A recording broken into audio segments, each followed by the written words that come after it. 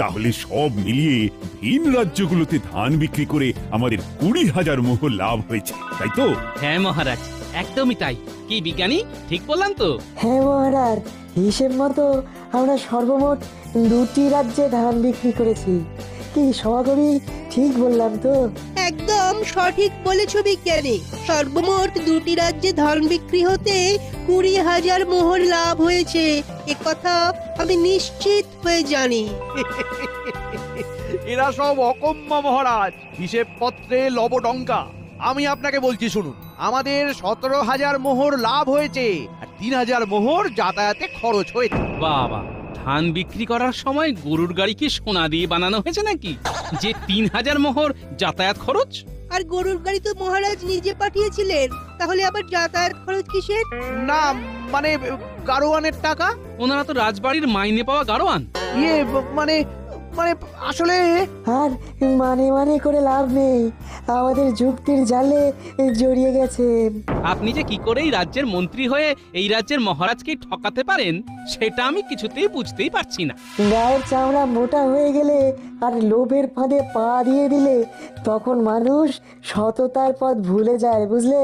ধুর, কিছু বোঝো না, একদম চুপ করে থাকো। তুমি থামো তো মন্ত্রী, তোমার অনেক কারচুপি সহ্য করেছি, আর নয় অনেক চুপ করে থেকেছি, অনেক সয়েছি। ছি ছি ছি মন্ত্রী মশাই, আপনি ধান বিক্রির ব্যাপারে মিথ্যে বলে মহারাজকে এইভাবে ঠকানোর পরিকল্পনা করেছিলেন, আমরা ভাবতেই পারিনি। ভাগ্যিস গোপাল সভাকবি ও বিজ্ঞানী ছিল। দেখো মন্ত্রী, আমি তোমাকে 2 মাসের জন্য সভা থেকে বহিষ্কৃত করছি। তোমার মন্ত্রিত্বের সব কাজ এইবার থেকে গোপাল, বিজ্ঞানী ও সভাকবি করবে। আপনি এই 2 মাস বাড়িতে আরাম করুন মন্ত্রী মশাই। কাজটা মোটেও ভালো করলেন না মহারাজ। তাহলে বন্ধুরা, কাল থেকেই আমরা একদম ছক করে কাজে নেমে পড়ব, কেমন? চিন্তা নেই কোনো, ঠিকঠাক কাজ হবে, এইটা নিশ্চয়ই জানো। সেই বিষয়ে কোনো সংশয়ই নেই। আচ্ছা, তাহলে এবারে ঠিক করে নিই মন্ত্রীর কোন কাজটা কে করব। চলো চলো। আচ্ছা সভাকবি, তুমি মানুষজনের সার্বিক উন্নয়নের ব্যাপারটা দেখে নেবে। হ্যাঁ, বুঝতে পেরেছি। ধান বিক্রি করে মহারাজ যত মোহর বরাদ্দ করবেন তা দিয়ে আমরা নির্দিষ্ট খাতে ব্যয় করার পর সেই উন্নয়নের তালিকা থেকে কেউ বাদ গেল কিনা সেটা আমি সচেতনতার সাথে খেয়াল রাখবো। আমি তাহলে শিক্ষার মান উন্নয়ন এবং রাজ্যের হিসেব নিকেশটা দেখে নেব। একদম কোনো আপত্তি নেই। আমি রাস্তাঘাটের উন্নতি, রাজ্যের প্রজাদের নিয়মিত খোঁজ খবর, এই দিকটা সামলে নেব। বেশ বেশ, তাহলে কালকে গিয়ে মহারাজকে আমরা 3 জনে কে কোন দিকটা সামলাবো তা জানিয়ে দেব। মহারাজ কোন খাতের জন্য কত মোহর বরাদ্দ করছেন সেটাও ভালো করে বুঝে শুনে নিতে হবে।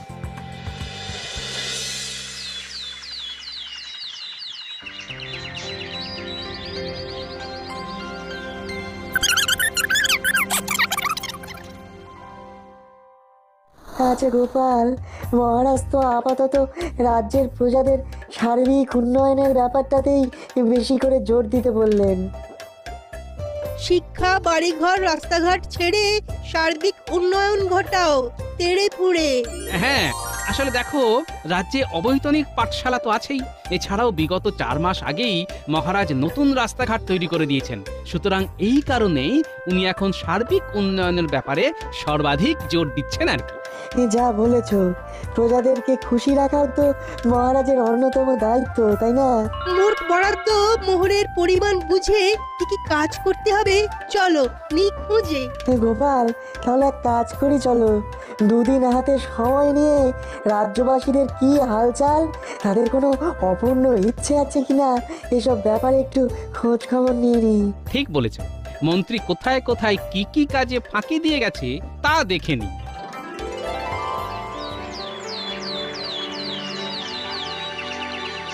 গোপাল বলো, তুমি সভাকবি এবং বিজ্ঞানী এই 3 জন মিলে কি কি উন্নয়ন ঘটাবে বলে মনস্থির করলে? মনে রেখো, প্রজাদের খুশি রাখাও কিন্তু আমার রাজ্যের সার্বিক উন্নয়নের একটা বিশেষত্ব। হ্যাঁ মহারাজ, প্রজাদের খুশির কথা মাথায় রেখেই আমরা এই 1.5 মাসের মধ্যে 3খানা কাজ করার সিদ্ধান্ত নিয়েছি। যেমন এক মহারাজ, উত্তর দিকের গ্রামবাসীরা গত বছরে সব থেকে বেশি পরিমাণে ফসল ফলিয়ে আপনাকে বহুল পরিমাণে লাভের মুখ দেখিয়েছিল, কিন্তু তার পরিবর্তে তারা একটা মাস বিনামূল্যে চাল ডাল চেয়েও পায়নি। বুঝেছি, মন্ত্রীর কল্যাণে আমার কথাটা কানেই আসেনি। তাহলে তোমরা 1 মাসের মতো উত্তরের প্রজাদের চাল ডাল বন্টন করবে। হ্যাঁ মহারাজ, 2 হলো দক্ষিণ দিকের গ্রামবাসীরা আপনাকে ভালোবেসে রাজ্যের উত্তর পূর্ব দিকে একখানা আজ থেকে প্রায় 4 বছর আগে সুন্দর মন্দির গড়ে দিয়েছিলেন। তাই তাদের ইচ্ছা আপনি যদি তাদেরকে যে কোনো একটি জায়গা তীর্থ ভ্রমণ করার জন্য কিছু সাহায্য করেন। বুঝেছি, এই কথাটাও তার মানে ধামা চাপা দেওয়া হয়েছিল। তাহলে তোমরা তাদেরকে তীর্থে পাঠানোর ব্যবস্থা করছো। হ্যাঁ মহারাজ, পূবের গ্রামবাসীরা সময় মতো খাজনা দেয়, কিন্তু এইবারে আসন্ন শীতের কথা ভেবে তাদের লাগছে বড় ভয়, কারণ তাদের সবার ঘরে নেই যথাযথ পরিমাণে লেপ ও কাঁথা। মন্ত্রীকে তারা বিগত 4 মাস আগেই জানিয়েছিল এই কথা। ছি ছি ছি ছি, কি দুরবস্থা! শোনো, আমি খাজাঞ্চিকে বলে রাখছি, নির্দিষ্ট পরিমাণ মোহর প্রস্তুত করে রাখতে তোমরা কাজে নেমে পড়ো। যদি এমন পরিপাটি করেই তোমরা কাজ করো, তাহলে মন্ত্রীকে আর সভাতেই ফেরাবো না। কি সর্বনাশ! মন্ত্রীর কানে কথাটা তুলতে হবে দেখছি।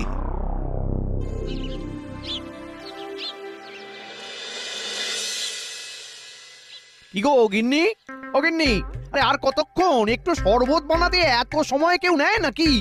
আমি তো শরবত বানাইনি, পারবো না বানাতে। কি? কেন?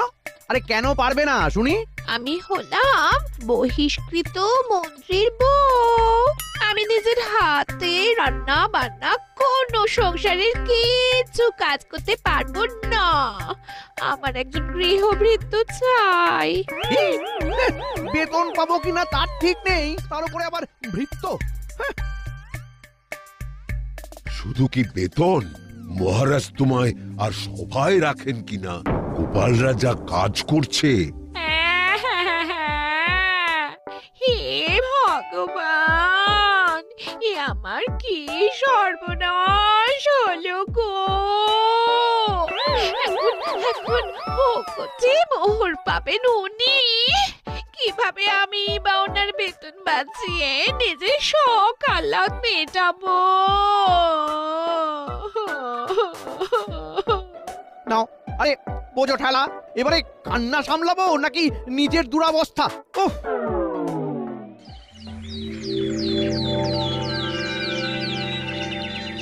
প্রথমেই বলি, হে আমার সকল উত্তরের প্রজারা, সঠিক সময়ে তোমাদের সকলকে বিনামূল্যে চাল ডাল বিতরণ করতে না পারার জন্য আমি দুঃখিত। তবে আর বিলম্ব না করে আমি আজকেই তোমাদের সকলকে চাল ডাল বিতরণ করতে সক্ষম হয়েছি। এই পরিমাণ চাল ডাল দিয়ে তোমাদের মাস 1.5-2 খুব ভালো করে চলে যাবে, বুঝলে?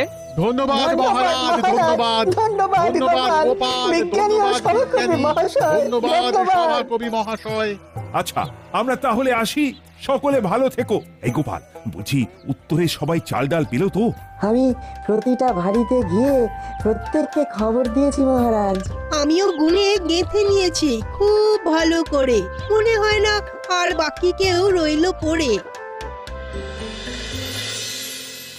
হে আমার সকল প্রিয় দক্ষিণের প্রজারা, প্রথমেই বলি, তোমাদের তীর্থে যাওয়ার মনস্কামনা দেরি করে পূরণ করার জন্য আমি ভীষণই দুঃখিত।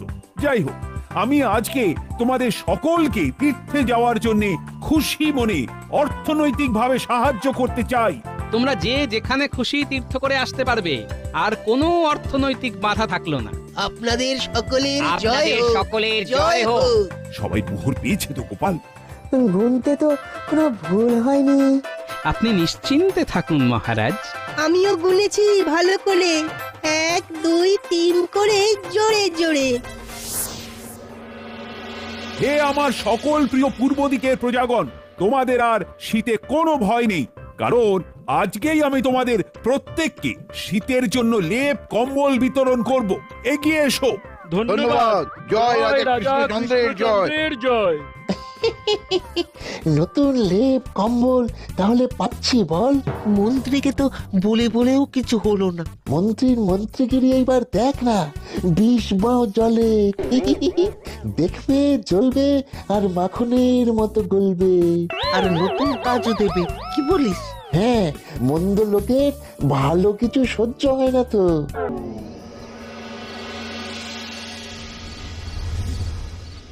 গোপাল, বিজ্ঞানী, সভাকবি, তোমাদের তিনজনের তৎপরতা ও কর্ম উদ্যোগ দেখে আমি সত্যি আপ্লুত।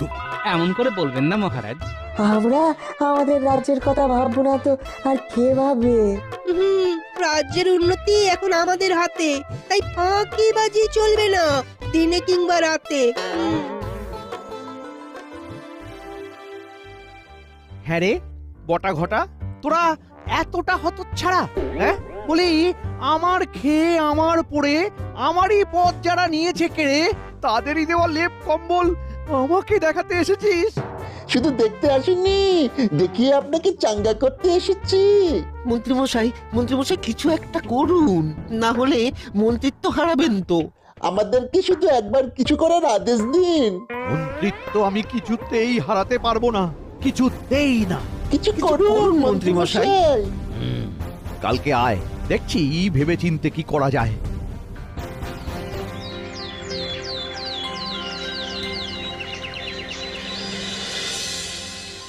তাহলে মন্ত্রী কতই না ফাঁকি দিয়েছিল বলো? দেখো গিন্নি, ফাঁকি দিয়েছিল সেটা তো জানতাম, কিন্তু আসল কথাটা হলো এতটা পরিমাণে সেইটা বুঝতে পারিনি। সেই তো মহারাজ পরিষ্কার করে দিলেন, মান সম্মান আবার আবার চলে গেল। হ্যাঁ দেখো গিন্নি, আমরা সাধারণ মানুষ, আমরা মান সম্মান হানির ভয় পাই, খারাপ কাজ করতে ভয় পাই, কিন্তু যারা একবার এইসব কাজ করতে অভ্যস্ত হয়ে পড়ে তাদের আর তখন কিছুতে কিছু যায় আসে না, বুঝলে? যা বলেছ, যাকে চলো খেতে দি, রাজসভায় যাবে তো? হ্যাঁ,